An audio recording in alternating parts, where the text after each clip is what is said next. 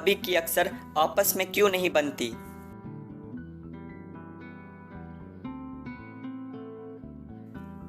शादी के बाद हर लड़की की जिंदगी में कई रिश्ते जुड़ जाते हैं और इन सभी रिश्तों में ननंद भाभी का रिश्ता सबसे खास माना जाता है।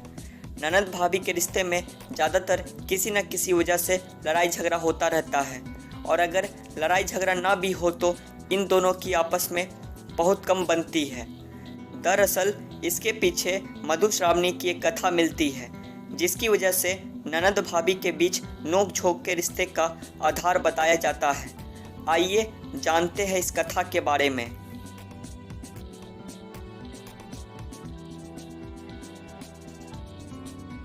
मधुश्रावणी व्रत की कथा के अनुसार एक बार माता पार्वती के मन में आया कि उनकी भी एक ननद होती। जैसे सभी की ननद होती है तो इससे कैलाश पर्वत पर उनका मन लगा रहता।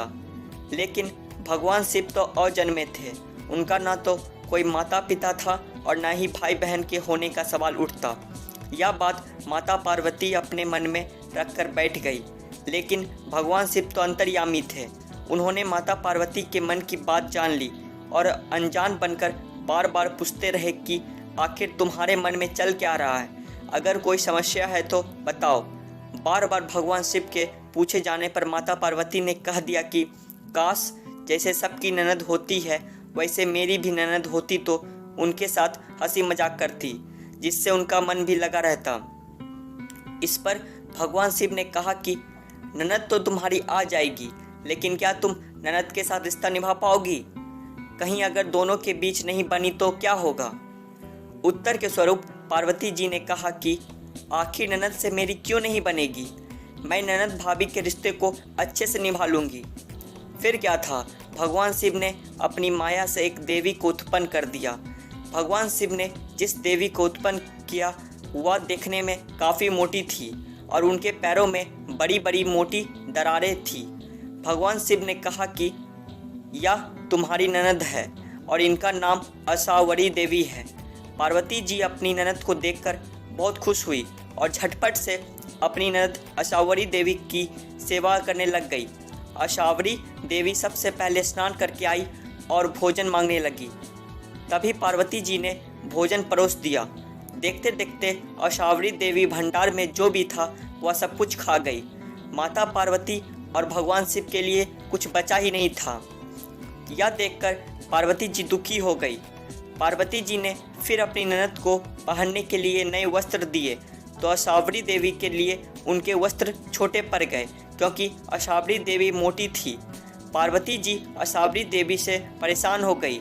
उनको तो ऐसी ननद चाहिए थी जिनके साथ वह हंसी मजाक कर सके, लेकिन उनको एकदम विपरीत ननद मिली। तभी उनकी ननद असावरी देवी को मजाक सूझा और उन्होंने पार्वती जी को अपने पैरों की दरार में छुपा लिया, जिससे उनका दम घुटने लगा।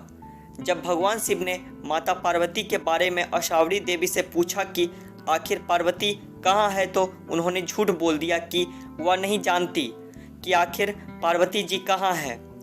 पार्वती जी चाहती तो आ जाती, लेकिन ननद की ठिठोली समझकर वह उन दरारों में बैठी रही।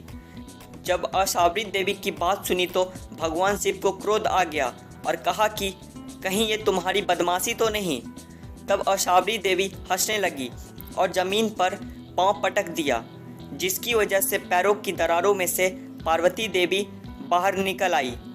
पार्वती जी अपनी ननद की हरकतों से परेशान हो गई और भगवान शिव से कहा कि आप जल्दी से ननद को ससुराल भेज दीजिए, मुझसे बहुत बड़ी गलती हो गई है ननद की चाह रखकर। फिर भगवान शिव ने असावरी देवी को कैलाश से विदा कर दिया। भगवान शिव ने कहा कि पार्वती जी, या तो मेरी माया थी, आप में संतुष्टि का भाव खत्म हो रहा था, जिसकी वजह से मैंने यह माया रची। और तभी से संसार में ननद भाभी के रिश्ते में नोक झोंक की परंपरा शुरू हो गई।